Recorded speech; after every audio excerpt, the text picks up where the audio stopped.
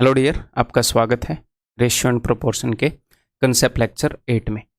जैसा कि मैंने आपको बताया था कि जो रेशियो एंड प्रोपोर्शन टॉपिक है उसके अंदर मैं आपको 4 चीज़ें कवर करवाने वाला हूँ।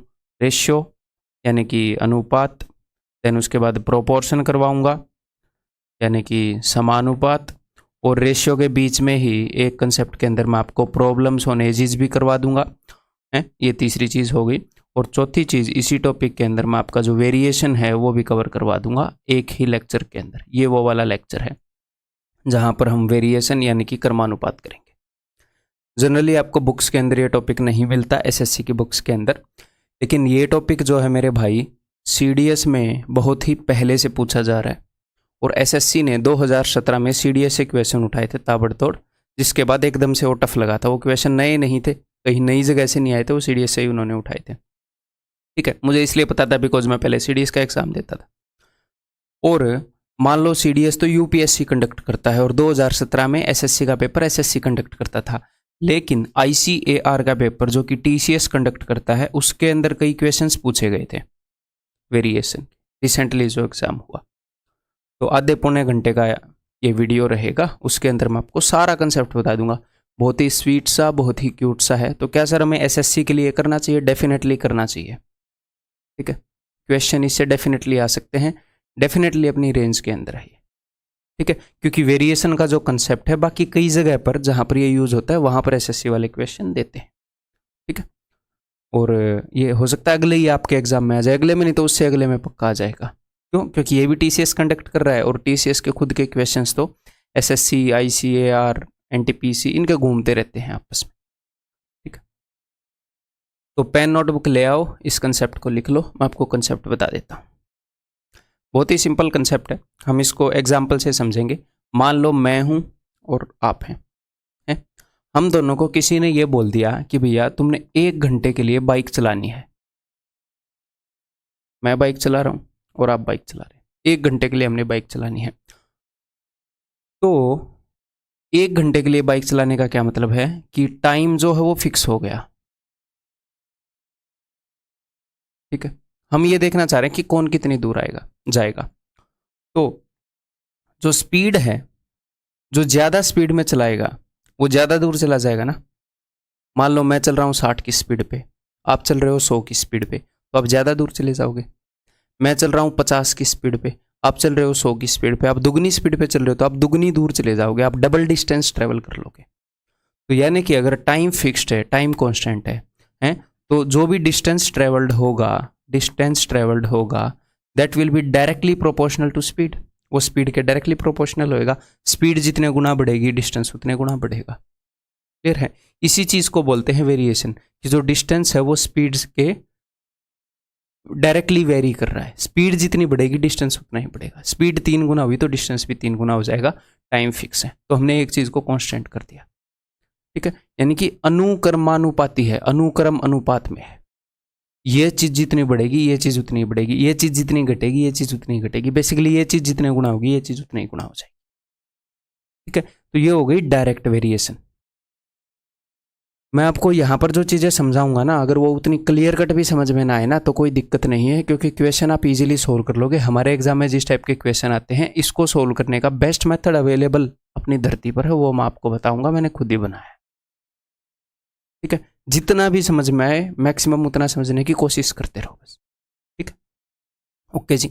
तो मैंने डायरेक्ट वेरिएशन आपको बता दिया। एक होता है इनवर्स वेरिएशन, ये तो एक कंडीशन होगी। दूसरी कंडीशन ये मान लो कि हमारा डिस्टेंस फिक्स्ड है,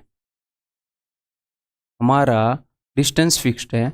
मैं और आप एक कॉलेज में पढ़ते हैं और हम एक ही रूम पर रहते हैं, किराए पर रूम पर रहते हैं, हम एक ही कॉलेज में पढ़ते हैं। तो हमारा जो रूम है और जो कॉलेज है, इनके टायर तो लगे हुए नहीं कि भैया रूम और कॉलेज सरक जाएंगे। इनके बीच का डिस्टेंस है वो तो सेम ही रहेगा, आपके लिए भी मेरे लिए भी, है ना। तो डिस्टेंस क्या हो गया? फिक्स्ड हो गया। अब मैं और आप बाइक पे जा रहे हैं, तो अब हमारी स्पीड देखते हैं। मान लो आप डबल स्पीड पर जा रहे हो, आप मेरे से डबल स्पीड पर जा रहे हो, तो आपके और मेरे टाइम का क्या रिलेशन होएगा? अगर आप डबल स्पीड पर जा रहे हो तो आपका टाइम कम लगेगा, अगर आप मेरे से कम स्पीड पर जा रहे हो तो आपका टाइम ज़्यादा लगेगा। यानी कि स्पीड और टाइम एक दूसरे के इनवर्सली वेरी करते हैं, गिवन अगर डिस्टेंस फिक्स्ड हो तो। अगर डिस्टेंस फिक्स्ड हो तो स्पीड और टाइम एक दूसरे के इनवर्सली वेरी करेंगे। जो बंदा जितनी ज़्यादा स्पीड पर जाएगा उसको उतना ही कम टाइम लगेगा। क्लियर है? जो जितनी कम स्पीड में जाएगा उसको उतना ही ज़्यादा टाइम लगेगा। तो ये यानी कि इनवर्स वेरिएशन में है। वो डायरेक्ट वेरिएशन है, ये इनवर्स वेरिएशन है। डायरेक्ट वेरिएशन को हिंदी में कहते हैं मैं यहीं पर देख के बता देता हूँ, अनुक्रमानुपाती, और उसको बोलते हैं व्युत्क्रमानुपाती, इनवर्स को। क्लियर है? हिंदी वालों के लिए मैंने बता दिया। अब इस नॉलेज को हम अपने क्वेश्चंस को सॉल्व करने में कैसे यूज करेंगे वो मैं आपको बताता हूं। देखो, distance is directly proportional to speed. तो मैथमेटिकली हम इसको लिख सकते हैं डिस्टेंस इज इक्वल टू के इंटू स्पीड। आपने स्कूल में ये किया होगा, अगर याद है तो बहुत बढ़िया, नहीं याद है तो भाई भूल जाओ, आपको क्वेश्चन फिर भी सॉल्व करना आ जाएगा। ठीक है, तो अगर मैं इस एस को नीचे ले आऊं, D upon S is equal to K, मैं यहां पर यह बताना चाह रहा हूं कि जब भी चीजें डायरेक्ट वेरिएशन में हो, तो उनका डिवीजन कांस्टेंट रहता है। जब भी डायरेक्ट वेरिएशन में हो तो उनका डिवीजन कांस्टेंट रहता है। यहां पर speed is inversely proportional to time, तो it means speed is equal to के इंटू 1 by टाइम। तो टाइम को अगर मैं ऊपर ले आऊं तो speed into time is equal to k. जब भी चीजें इनवर्स वेरिएशन में हो तो उनका प्रोडक्ट कांस्टेंट होता है। क्लियर है? ये चीजें अगर समझ में भी आ रही हैं तो भी ठीक, नहीं आ रही हैं तो 2-3 सवाल के अंदर आपको पता लग जाएगा मैं कहना क्या चाह रहा हूं, इसको हम कैसे यूज करेंगे। ठीक है, जब भी चीजें डायरेक्ट, अब इसको क्वेश्चन हम कैसे सोल्व करेंगे, हम कैसे फॉर्मूला बनाएंगे हमारे क्वेश्चन के लिए विद इन फ्यू सेकंड्स, हम कैसे बनाएंगे वो मैं आपको बताऊं। जब भी चीजें डायरेक्ट एक दूसरे से डायरेक्टली वेरी कर रही हो, उनको इस डंडे के ऑपोजिट लिखना है। भाई साहब, ये दोनों एक दूसरे के डायरेक्टली वेरी कर रहे हैं तो इनको, एक को डंडे के ऊपर लिखना है, दूसरे को नीचे लिखना है। जब भी चीजें इनवर्सली वेरी कर रहे हो उनको इकट्ठे लिखना है, उनको डंडे के एक तरफ लिखना है। देखो नीचे 1 है, डंडे के ऊपर ये है, उनको एक तरफ लिखना है जब चीजें इनवर्सली वेरी कर रही हो। ठीक है, तो यहां पर है क्या, यहां पर मामला ये है कि इस क्वेश्चन को, यहां पर गिवन क्या है, एक बार क्वेश्चन पढ़ लेते हैं। A varies directly as B and inversely as C. A जो है बी के डायरेक्टली वेरी करता है, यानी कि बी जितना बढ़ेगा उतना ही ए बढ़ेगा, एंड सी के इनवर्सली वेरी करता है। ठीक है जी। When A is equal to this, C is equal to this, B is equal to this. When A is equal to this and B is equal to this, then C is equal to what? तो हुआ क्या, आपको 2 conditions बता दी, आपको A, B और C की relation बता दी। पहली कंडीशन के अंदर आपको सारी वैल्यूज दे दी, दूसरी कंडीशन के अंदर इसने क्या पूछा, C, उसने आपको 2 वैल्यूज दे दी और आपसे ये वैल्यू पूछ ली। क्लियर? तो यहां पर एक फॉर्मूला बनेगा। किस टाइप से फॉर्मूला बनेगा, A1 B1 divided by C1 is equal to A2 B2 divided by C2, या फिर पता नहीं C ऊपर आएगा या B नीचे आएगा, ऐसे फॉर्मूला बनता है। हर एक क्वेश्चन के लिए हम फॉर्मूला बना सकते हैं। तो उस फॉर्मूले को बनाने का आसान तरीका मैं आपको बताऊंगा। तो एक बार ध्यान से सीखते रहिएगा, फिर आपको पता लग जाएगा कि अच्छा इतना आसान तरीका इन क्वेश्चंस को सॉल्व करने का। देखो, ए वेरीज डायरेक्टली एज बी, तो मैंने आपको क्या बताया था, जब चीजें डायरेक्टली वेरी करें तो उनको डंडे के एक दूसरी तरफ लिख देना। तो ए और बी डंडे के एक दूसरी तरफ आएंगे। तो आप अगर ये बोलो कि सर फिर ए को ऊपर लिखो या बी को ऊपर लिखो, कहीं पर भी लिख दो, डजंट मैटर। ए को नीचे लिख दो, बी को ऊपर लिख दो, डजंट मैटर, इनको एक दूसरी जगह पर लिखो, ठीक है, बिकॉज ये डायरेक्टली वेरी कर रही है। मैं फॉर्मूला बना रहा हूं, A varies directly as B, A B के डायरेक्टली वेरी करता है और सी के इनवर्सली, ए के बारे में ही बता रहे हैं, ए बी के डायरेक्टली वेरी करता है और सी के इनवर्सली, ए सी के। अब यहां पर मेन बात यह है कि ए सी के इनवर्सली वेरी करता है, तो जब भी इनवर्सली वेरी करे तो उनको इकट्ठे लिखना है। मैंने बताया था ए को कहीं पर भी लिख दो, लेकिन बी उससे दूसरी तरफ होना चाहिए, सी उसके साथ में होना चाहिए। चाहे आप ऐसे कर दो, डजंट मैटर, इससे भी काम चल जाएगा, उतना ही बढ़िया काम चलेगा। ठीक है, समझ में आ गई बात? क्लियर है? तो जो जो चीज़ें एक दूसरे की इनवर्सली वेरी कर रही हों उनको इकट्ठे लिख दो, जो डायरेक्टली वेरी कर रहे हों उनको दूसरी तरफ लिख दो। तो यहाँ पर ये अपना फॉर्मूला बन गया, यानी कि यहाँ पर एक रिलेशन है। जब उसने हमें ये चीज़ बताई ना, तो एक रिलेशन हम लिख सकते हैं। क्या लिख सकते हैं? हम ये लिख सकते हैं कि A1 into C1 divided by B1 is equal to A2 C2 B2 is equal to A3 C3 B3, इतने भी तक चले जाओ। तो यहाँ पर होगा क्या, एक सिचुएशन में तीनों की वैल्यू दे देगा, एक सिचुएशन में 2 की वैल्यू दे देगा, तीसरे की पूछ लेगा। तो हम इसके बाद ये वाला स्टेप नहीं लिखेंगे, हम डायरेक्टली यहाँ पर कंपेयर करेंगे कि पहले ए क्या था। पहले ए था जी 4/3, तो मैं ऊपर लिख रहा हूँ न्यूमरेटर में, तो 3 तो नीचे आ जाएगा ना, 4/3। ए को मैंने ऊपर लिखा है, सी को भी मैं ऊपर लिख रहा हूँ 9/14, ठीक है। बी को मैं नीचे लिख रहा हूँ 3/7। तो ये जो वैल्यू है ना a into C by B, इसकी वैल्यू कांस्टेंट रहेगी, बस मैं ये कहना चाह रहा हूँ। दूसरी सिचुएशन में भी यही वैल्यू रहेगी इसकी।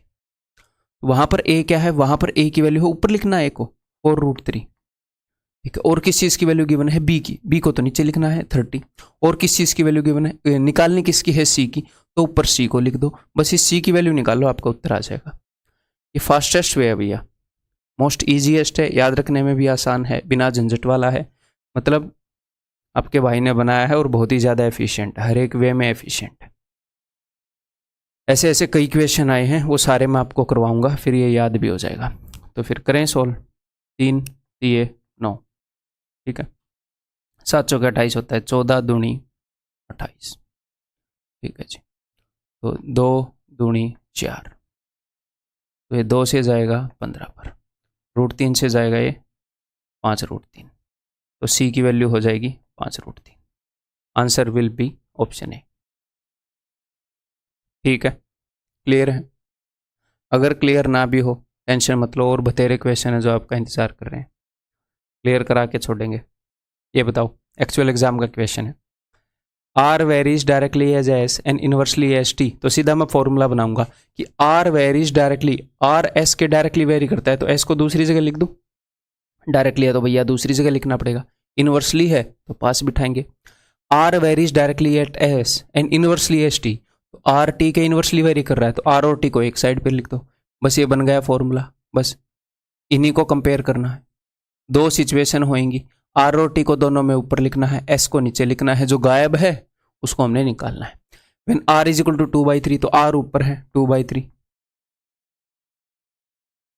T is equal to 5/7, T भी ऊपर है 5/7, S is equal to 4/21, S नीचे है 4/21, बराबर है। दूसरी सिचुएशन में भी ऐसे ही लिख दो, तो मतलब कि फॉर्मूला लिखने की भी जरूरत नहीं है, R1T1S1 इक्वल टू R2T2S2 ऐसे लिखने की जरूरत नहीं है। फाइंड एस, यानी कि एस हमने निकालना है, एस कहाँ पर है भैया, नीचे है, तो नीचे मैंने एस लिख दिया। When R is equal to 3/4, R जो है 3/4 है, वो ऊपर हमने लिखनी है। टी इज इक्वल टू 1/9, वो भी हमने ऊपर लिखना है। बस खत्म, एस की वैल्यू निकाल लो, निकाल देते हैं फिर। 4 से 4 गया, इस 3 से 3 पर जाएगा, और ये 3 इसके साथ कट जाएगा, 7 ये 21, तो ये एस अगर उधर ऊपर जाएगा तो 5 से 15 दूनी 30, इधर आ जाएगा 1/30, एस की वैल्यू हो गई भाई साहब ऑप्शन डी 1/30, ठीक है। इतना ही सिंपल है, अगर हम चीज़ों को प्रैक्टिकली देख पाए तो इतना ही सिंपल है। इन क्वेश्चंस को करने के बहुत भयंकर मेथड्स मिलेंगे आपको बुक्स के अंदर, किसी भी कोर्स के अंदर, कहीं पर भी।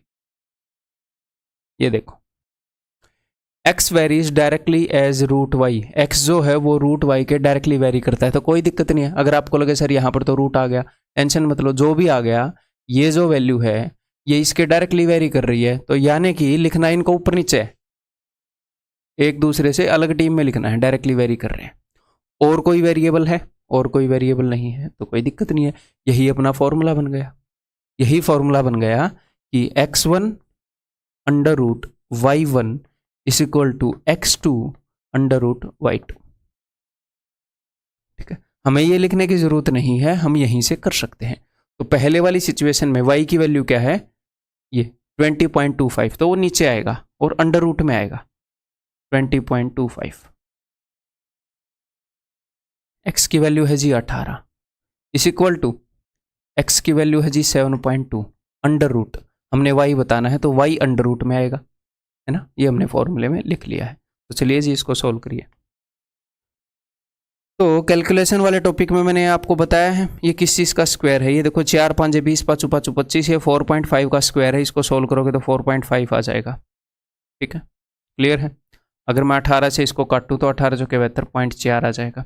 अगर मैं √y को इधर लेकर आऊँ, √y इस इक्वल टू ये 0.4 है, यानी कि 4/10 है, ये 4.5 यानी कि ये ऊपर चला जाएगा, 9/2 है। तो देखते हैं जी, 2 दूनी 4, 9 दूनी 18/10 यानी कि 1.8 है। √y की वैल्यू 1.8 है, तो y की वैल्यू क्या होगी, 18 का square 324, 3.24, that is option D, ठीक है। क्लियर है? अब अगला क्वेश्चन पक्का करोगे? पक्का करना है ये। गिवन वाई इज, ये CDS 2019 में पेपर 2 में पूछा गया था। Given Y is inversely proportional to root X, तो वाई इनवर्सली प्रोपोर्शनल है, यानी कि उन चीज़ों को तो इकट्ठा लिखते हैं, वाई इंटू रूट एक्स। अब की बार ये कॉन्स्टेंट है, तो यानी कि फॉर्मूला क्या है, y1 under root x1 is equal to y2 under root x2। समझ रहे हो? यहाँ पर वो 2 वेरिएबल दे दे, 3 वेरिएबल दे दे, 10 वेरिएबल दे दे, हमें फ़र्क नहीं पड़ता, उनकी रिलेशन के अकॉर्डिंग लिखते रहेंगे, आंसर निकाल देंगे। ठीक है? ठीक है। And x is equal to 36, तो x 36 है, तो इसको मैं यहाँ पर लिखूंगा ना अंडर रूट 36, तो 16 हो गए, 6 आ जाएगा। टाइम वेस्ट क्यों लिखे, क्यों करें अंडर रूट 36 लिख के। When y is equal to 36, तो y 36 है, इस इक्वल टू दूसरी कंडीशन में क्या बता रखा है, what is the value of x, तो x की पूछी है तो under root x। When the value of y is equal to 54, y की वैल्यू 54 है, y की जगह 54 लिख दिया। ठीक है, तो 6 नी में 54, 9 चौके 36, under root x is equal to 4, therefore x is equal to 16। 2 मत कर देना इसको, चलो ऑप्शन में नहीं है, नहीं तो कई बंदे ऐसी जगह पर ऐसी सिली मिस्टेक मारते हैं, ये अंडर रूट है, इसको उधर फेंक के मारते हैं, उधर भी अंडर रूट ही पहना देते हैं बेचारे को। ठीक है, क्लियर है? ये बताओ,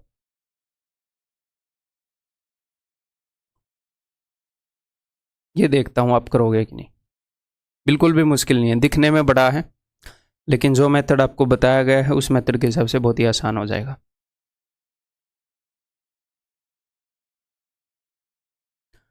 time period of a pendulum is directly proportional to the square root of the length of the string.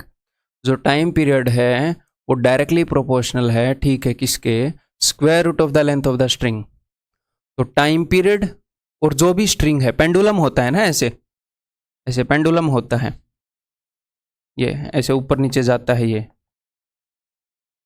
Physics lab में आपने देखा होगा। तो ये बोल रहे हैं इसका टाइम पीरियड क्या होता है एग्जैक्टली, अभी मुझे तो याद नहीं है टाइम पीरियड, मतलब कितने डिस्टेंस के लिए होता है। इसका टाइम पीरियड होता है कि इसको एग्जैक्टली यहाँ से ऐसे जाकर वापिस यहीं पर आने में कितना टाइम लगता है, शायद उसको टाइम पीरियड बोलते हैं। मतलब वहाँ से जाकर वापिस आने में बोलते हैं या वहीं पर जाने में बोलते हैं, मोस्ट प्रोबेबली जाकर आने में बोलते हैं, बाकी ये फिजिक्स का कंसेप्ट है टाइम पीरियड क्या होता है। तो टाइम पीरियड मैंने आपको बता दिया। ठीक है, तो टाइम पीरियड जो है वो डायरेक्टली प्रोपोर्शनल है square root of length of string के। तो टाइम पीरियड को मैंने मान लिया t और लेंथ को मैंने मान लिया l, तो किसके डायरेक्टली प्रोपोर्शनल है, तो डायरेक्टली प्रोपोर्शनल है तो दूसरी तरफ लिखूंगा लेंथ ऑफ स्ट्रिंग के। तो t is directly proportional to under root l, length of string को मैंने l मान लिया, तो बना दिया फॉर्मूला। अब आगे देखते हैं। बाय विच बॉब, बॉब का मतलब पेंडुलम ही है, बॉब इज वो मोटा मोटा गोला है, उसी का मतलब होएगा bob. Bob is attach to a fix point and inversely proportional, और ये जो टाइम पीरियड है डायरेक्टली प्रोपोर्शनल है लेंथ के स्क्वायर रूट के, और इनवर्सली प्रोपोर्शनल है to the square root of gravitational constant g। g के स्क्वायर रूट के इनवर्सली प्रोपोर्शनल है, तो इनवर्सली वाली चीजें तो भैया साथ में आती हैं, तो अंडर रूट में g, ये बन गया जी फॉर्मूला, सिंपल है। अब देखो, अब यहां से हम क्वेश्चन को करना स्टार्ट कर देंगे। यहां तक हमने फॉर्मूला बना दिया। Time period of a pendulum is 3 seconds, तो टाइम पीरियड क्या है एक सिचुएशन में 3 सेकंड्स है। When the gravitational constant g is 4 metre per second square, g की वैल्यू 4 है, तो अंडर रूट 4 2 आ जाएगा, साथ के साथ मैं सॉल्व करके लिख रहा हूँ। And length of string is 9, length of string 9 है, तो अंडर रूट 9 3 आ जाएगा। एक सिचुएशन हो गई। अब दूसरी सिचुएशन में what is the time period, time period पूछ रहे हैं, ठीक है जी, t की वैल्यू पूछ रहे हैं। Having a string of length 64, अगर लेंथ 64 हो तो अंडर रूट 64 8 आ जाएगा। ठीक है, एंड ग्रेविटेशनल कांस्टेंट अगर 16 हो तो अंडर रूट 16 4 आ जाएगा। दैट्स इट, खत्म, इतना करना है इस क्वेश्चन में। ठीक है जी, ये 2 अगर उधर ऊपर चला जाएगा तो time is equal to 4 seconds, that is option A. ठीक है, क्लियर है? दिखने में मुश्किल लग रहा था, बहुत बड़ा लग रहा था। CDS का क्वेश्चन है, CDS में आया हुआ, करो। The height of a tree varies as the square root of its age between 5 to 17 years. अगर उसकी उम्र 5 से 17 के बीच में हो तो square root of the age के हिसाब से उसकी हाइट वेरी करती है, तो 5 से 17 के बीच में ही देगा वो। तभी तो क्वेश्चन सोल्व होगा, अदरवाइज नहीं होगा। ठीक है, तो क्या बोल रहा है, जो हाइट है वो वेरी करती है, वेरीज एज। अब सर यहाँ पर ना तो डायरेक्टली बताया और ना इन्वर्सली बताया, तो इसका मतलब डायरेक्टली ही है कि जैसे जैसे उसकी एज का स्क्वायर रूट वेरी करता है ऐसे ऐसे ये वेरी करती है, यानी कि डायरेक्टली वेरी कर रही है। ठीक है, अगर नहीं बताया तो हाइट जो है वो उसकी एज के स्क्वायर रूट के डायरेक्टली वेरी करती है, तो एज का स्क्वायर रूट और हाइट अलग अलग जगह पर आएंगे। क्लियर है? बस ये फॉर्मूला बन गया है। When the age of the tree is 9 years, अगर एज 9 है तो अंडर रूट 9 को मैं लिखूंगा 3, इट्स हाइट इज 4 फीट, इसकी हाइट 4 फीट है। अब दूसरी जगह पर क्या होगा, what will be the height of the tree, कि एच की वैल्यू क्या होगी at the age of 16 years, अगर एज 16 ईयर्स हो तो अंडर रूट 16 यानी कि 4। ठीक है, तो हाइट की वैल्यू हो जाएगी भाई 16/3 यानी कि 5 1/3 फिट। तो 1 फुट के अंदर 12 इंच होते हैं, तो 5 फीट 1/3 इंटू 12 और 4 इंच। ठीक है, 5 फुट 4 इंच। ठीक है, क्लियर है? ये बताओ, दिखने में बहुत ही भयंकर पढ़ोगे तो हो सकता है आपको डर भी लगे, लेकिन इतने ही स्पीड से निपटा देंगे इस क्वेश्चन को जैसे पिछले क्वेश्चन निपटाए। आपको मेथड्स, बेस्ट मेथड्स मिल रहे हैं यहाँ पर हर एक चीज के। ठीक है, कहीं पर अवेलेबल ही नहीं है इन सारे मेथड्स का कॉम्बिनेशन। कोई मेथड कहीं पर हो, कोई मेथड कहीं पर हो, और कई मेथड है जो कहीं पर भी नहीं है क्योंकि वो मैंने बनाए हो, कहां पर कैसे होंगे। ठीक है,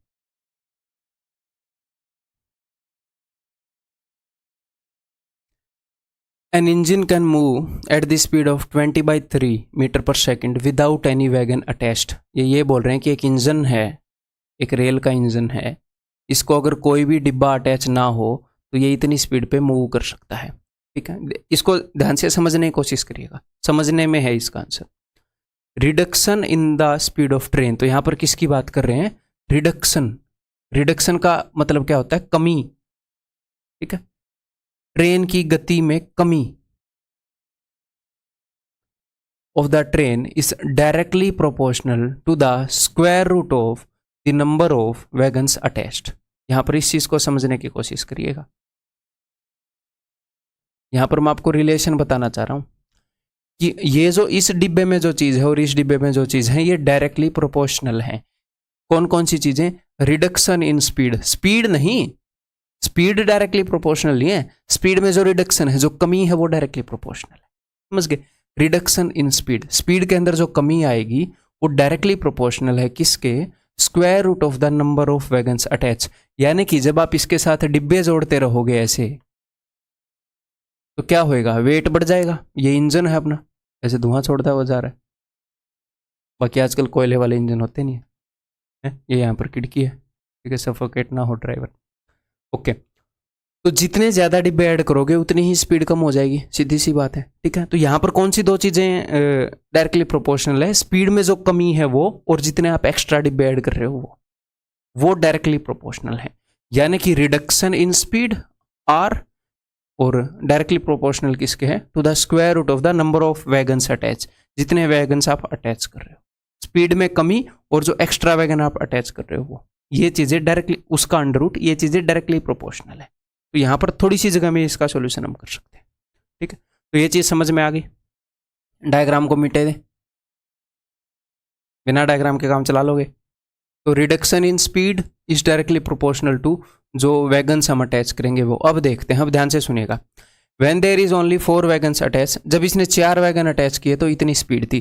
तो क्या मैं स्पीड देखना चाह रहा हूं या मैं रिडक्शन देखना चाह रहा हूं, मैं कमी देखना चाह रहा हूं, मैं कमी देखना चाह रहा हूं स्पीड में। स्पीड में कमी, पहले स्पीड कितनी थी, इसको अगर मैं ऊपर नीचे 3 से मल्टीप्लाई करूं तो ये हो जाएगा 60/9। ऊपर नीचे 3 से मल्टीप्लाई करूं बिकॉज यहां पर भी 9 है, तो पहले स्पीड 60/9 थी, अब स्पीड 50/9 है। कमी कितनी आ गई, 60/9 माइनस 50/9, 10/9। तो जो कमी आई है वो 10/9 की आई है। और वैगन कितने अटैच हुए हैं, जब वैगन अटैच हुए 4, तो यहां पर मैं क्या लिखूंगा, under root of 4, under root of 4 यानी कि 2 इज इक्वल टू। अब सेकंड कंडीशन, इसको क्या चाहिए, ये क्या बताएगा देखते हैं। Find the greatest number of wagons the engine can pull. Maximum संख्या बताओ वैगन्स की जब इंजन, जिनको इंजन पुल कर सके। देखो जितने ज़्यादा डिब्बे ऐड करोगे इंजन की स्पीड उतनी कम हो जाएगी। तो कभी ना कभी तो ये भी होगा, ये थोड़ी है कि पूरी दुनिया के डिब्बे आप उसी इंजन के पीछे लगा दोगे और वो चलता रहेगा। तो कभी ना कभी क्या होएगा कि वो खींच नहीं पाएगा डिब्बों को। तो मैक्सिमम कितने डिब्बों को वो खींच सकता है ताकि उसकी स्पीड कम ना हो। तो मुझे ये नहीं पता कि वो मैक्सिमम कितने डिब्बों को खींच सकता है। मैं ये निकाल सकता हूँ कि कितने डिब्बे अटैच करने पर उसकी स्पीड 0 हो जाएगी, कितने डिब्बे अटैच करने पर उसकी स्पीड 0 हो जाएगी। तो अब मैं निकालना क्या चाह रहा हूँ कि मैं कितने डिब्बे अटैच करूँ कि उसकी स्पीड 0 हो जाए। तो अगर मुझे उसकी स्पीड 0 करनी है तो रिडक्शन कितनी चाहिए, यहाँ से कितनी रिडक्शन चाहिए मुझे, सारी ही रिडक्शन चाहिए। मैं चाह रहा हूँ कि इसकी उसकी स्पीड सारी की सारी कम हो जाए। कितनी रिडक्शन हो जाए, 0 करनी है ना कि भैया 20/3 से, इस केस में तो 50/9 हुई, मैं चाह रहा हूँ 20/3 से 0 हो जाए, सारी खत्म हो जाए। तो कितने की रिडक्शन चाह रहा हूँ मैं, पूरी 20/3 की। तो मुझे रिडक्शन चाहिए पूरी 20/3 की। तो अब यहाँ पर जो भी वैल्यू आएगी वो आएगी कि जब इंजन की स्पीड 0 हो जाएगी, जब वो पुल नहीं कर पाएगा डिब्बों को, कितने डिब्बे लगाने पर उसकी स्पीड 0 हो जाती है। ठीक है, और यहाँ पर क्या आएगा, under root number of wagons. इसी फॉर्मूले के तहत ऊपर मैंने रिडक्शन लिखी। तो मैं ये देखना चाह रहा हूँ, मुझे पता है कि इतनी रिडक्शन पर इतने डिब्बे अटैच करने पड़ते हैं। तो मैं देखना चाह रहा हूँ कि अच्छा इतनी रिडक्शन पर कितने डिब्बे अटैच करने होंगे भाई। तो अभी पता कर लेते हैं। देखो तो भाई कैसे काटें, 2 3 3 9, अगर ये यहाँ पर, हाँ ठीक है, अगर ये अंडर रूट डब्ल्यू यहाँ पर आ जाएगा तो 3 दूनी 6 दूनी 12, तो डब्ल्यू की वैल्यू क्या हो जाएगी 144। अगर आप 144 डिब्बे अटैच कर दोगे तो क्या होएगा, उसकी स्पीड 0 हो जाएगी। धीरे धीरे उसकी स्पीड कम होगी, आप जितने डिब्बे अटैच करोगे उसकी स्पीड कम होती जाएगी। जब आप 144th 144वां डिब्बा ऐड कर दोगे तो इंजन रुक जाएगा। तो मैक्सिमम कितने डिब्बे खींच सकता है, 144 तो नहीं खींच सकता। आप एक डिब्बे को हटा दो, वो कुछ मरी मरी स्पीड से तो चलेगा ही। 144 डिब्बों पर उसकी 0 हो रही है, 143 पर उसकी कुछ स्पीड थी, बेशक से कम हो। ये यही बोल रहे हैं कि कितनों को वो खींच सकता है, चाहे मरी मरी स्पीड पर खींचे। तो आंसर क्या होगा, 144 - 1, बिकॉज 144 पर 0 होती है, हमें चलता हुआ इंजन चाहिए। तो 143 डिब्बों को वो मैक्सिमम खींच पाएगा। ठीक, क्लियर, ठीक है जी। अगर आपको ये लगे कि सर ठीक है समझ तो आ गया, फिर भी ये सवाल ऐसा लगा कि ऐसा कोई और मैं कर लूँ सवाल तो मज़ा आ जाए, तो लो आप बोलो, और मुझे ना पता हो करो। Speed of a steam engine is 21 km/h without any wagon. The decrease in speed, speed के अंदर जो डिक्रीज है, that is directly proportional to the cube root of the number of wagons attach. वो किसके डायरेक्टली प्रोपोर्शनल है, जितने भी wagon attach करोगे उसकी क्यूब रूट के। यानी कि the decrease in speed, speed के अंदर जो रिडक्शन है, जो डिक्रीज है, जो कमी है, वो डायरेक्टली प्रोपोर्शनल है। इस क्वेश्चन को रट के नहीं जाना कि अच्छा जो रिडक्शन है वो इसके प्रोपोर्शनल होती है फलाना डिमकाना। वो जो बोलेगा उसके अकॉर्डिंग एक्ट करना है। कभी वो स्क्वायर रूट बोलेगा, कभी स्क्वायर बोलेगा, कभी क्यूब रूट बोलेगा, उसकी मर्जी है। वो एग्जामिनर है, इस चीज़ की तनख्वाह लेता है क्वेश्चन बनाने की। ठीक है, is directly proportional to cube root of number of wagons attach. ये अपना फॉर्मूला हो गया। जो कमी है वो वैगन्स के क्यूब रूट के डायरेक्टली प्रोपोर्शनल है। अगर 27 वैगन अटैच हुए तो उसने नंबर ऑफ वैगन अटैच बता दिया, तो 27 का क्यूब रूट क्या आएगा जी, 3 आएगा। तो reduction speed becomes 12, speed 12 become हो जाती है, यानी कि हो जाती है। कमी कितने की आई, 21 से 12 हो गई, तो कमी आ गई भैया 9 की। तो 9 की कमी आ गई जी, इस इक्वल टू। अब ये बोल रहा है find the maximum number of wagons that can be attached with the engine so that engine can still move, ताकि इंजन मूव हो सके। तो अब मैं देखूंगा कि कितने डिब्बे अटैच करूँ कि स्पीड 0 हो जाए, यानी कि रिडक्शन जो है वो पूरी 21 की हो जाए। 21 स्पीड कम हो जाए, कितनी कम हो जाए, 21, 0 हो जाए। तो रिडक्शन मैंने ले ली 21, और यहाँ पर आ गया number of wagons cube root. तो 3 3 9, 3 7 21, cube root of number of wagons चाहिए 7, नंबर ऑफ वैगन चाहिए 343। तो स्पीड 0 हो जाएगी भाई, इंजन मूव नहीं कर पाएगा इतने डिब्बे अटैच करते ही।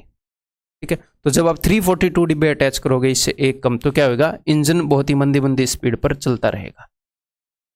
ठीक है, क्लियर, ये बताओ। बहुत ही इजी क्वेश्चन है, सीडीएस में आया हुआ क्वेश्चन है।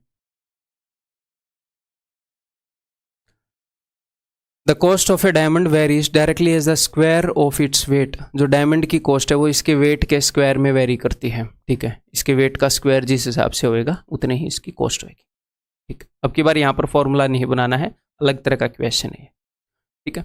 A diamond broke into 4 pieces with the weights in the ratio of this. तो एक डायमंड था, वो गिर के टूट गया, 4 टुकड़ों में टूट गया। If the loss in the total value of the diamond, तो क्या हुआ, डायमंड की टोटल वैल्यू में लॉस हो गया। आपको लगा सर लॉस क्यों हो गया, डायमंड है तो उतने का ही, इसलिए लॉस हो गया क्योंकि उसकी जो कॉस्ट है वो डायरेक्टली वेरी कर रही है स्क्वायर ऑफ इट्स वेट के, ठीक है। इसको फॉर्मूले से करने को इसमें यहाँ पर कॉन्स्टेंट नहीं है ना, यहाँ पर वो लॉस हो गया तो किसी तरह मैं फिट तो बिठा दूँ, लेकिन वैसे करना वाइज नहीं रहेगा। तो जैसे करना वाइज रहेगा वैसे मैं आपको समझा रहा हूँ। तो यहाँ पर जो 4 टुकड़े हैं उनके वेट का क्या रेशियो है, 1:2:3:4, चाहे ग्राम में हो किलो में हो। तो टोटल वेट कितना था उसका डायमंड का, 4 और 3 7 और 2 9 और 1 10। तो पहले डायमंड का जो टोटल वेट था वो था 10 यूनिट। तो उसकी कॉस्ट क्या थी, इसके वेट के स्क्वायर के हिसाब से वेरी करती है। तो इसकी जो कॉस्ट है वो मैंने 100 यूनिट मान ली। उसका वेट 10 था तो उसकी कॉस्ट कितनी थी, 100 यूनिट। उसके स्क्वायर के हिसाब से वेरी करती है। यहाँ पर 4 टुकड़े हैं तो चारों टुकड़ों की कॉस्ट देखते हैं। इसकी कॉस्ट कितनी आएगी जी, इसके वेट के स्क्वायर के हिसाब से वेरी करती है। तो 1 का स्क्वायर 1, इस टुकड़े की कॉस्ट 1, इस टुकड़े की कॉस्ट 2 का स्क्वायर 4, इस टुकड़े की कॉस्ट 9, इस टुकड़े की कॉस्ट 16। तो ये देखो ये इनका वेट है ना, वेट हालांकि टोटल इन सब का सेम है। तो अब देखना आप इनको कैसे नुकसान होएगा, क्योंकि इनके वेट के स्क्वायर के हिसाब से वेरी करती है। कोई गड़बड़ हमने की नहीं, सारे सभी का स्क्वायर क्या है, 16 और 4 20, 9 और 1 10, तो 20 और 10 30।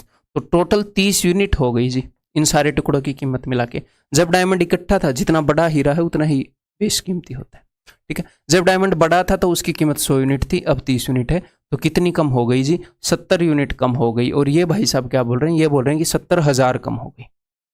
तो हमने जो सिचुएशन क्रिएट की है उससे 1000 गुना है इनकी सिचुएशन, ठीक है। तो एक्चुअल में प्राइस क्या था, 100 यूनिट था, यानी कि 100,000 यानी कि 1 लाख रुपए, ठीक है। क्लियर है, बहुत ही आसान क्वेश्चन। इसको थोड़ा सा एक स्टेज आगे मैं लेकर जाना चाहूँगा।